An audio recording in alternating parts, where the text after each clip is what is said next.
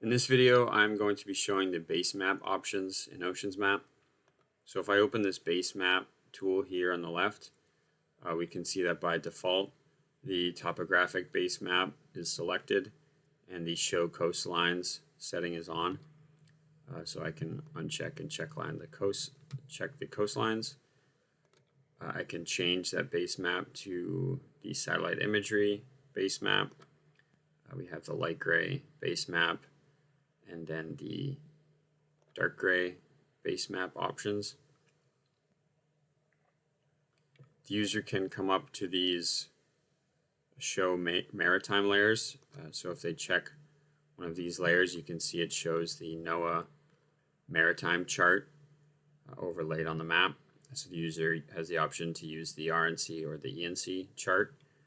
And as the user zooms in and out, you can see that the maritime layer updates to show certain features.